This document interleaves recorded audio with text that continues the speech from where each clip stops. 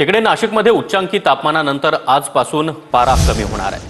हवामान खात्याकडून संकेतस्थळावर ही माहिती देण्यात आली आहे। कडक उन्हापासून नाशिककरांना आठवडाभर तरी दिलासा मिळण्याची शक्यता आहे। याचाच आढावा घेतला आमच्या प्रतिनिधींनी, पाहूया। गेल्या 5 दिवसांपासून उन्हाचा तडाखा अनुभवणाऱ्या नाशिककरांना पुढचा आठवडा दिलासादायक ठरेल अशा पद्धतीचा अंदाज वर्तवला जातोय। IMD संस्थेनं वर्तवलेल्या अंदाजानुसार पुढच्या 1 आठवड्यात नाशिकमध्ये तापमानाचा पारा प्रत्येक दिवशी 1 अंशाने कमी होईल। त्यामुळे नाशिककरांना गेल्या 5 दिवसांपासून उन्हाचा जो तडाखा सहन करावा लागतोय, तरी उद्यापासून मात्र IMDनं दिलेल्या अंदाजानुसार तापमानाचा पारा 40, त्यानंतर 39 आणि 38 असा सातत्यानं पुढचे काही दिवस कमी होऊ शकतो। त्यामुळे पुढचे किमान 5 ते 6 दिवस नाशिककरांना थोड्याफार प्रमाणात का होईना पण या उन्हाच्या चटक्यापासून स्वतःचा बचाव करता येईल आणि दिलासा मिळेल अशी शक्यता आहे।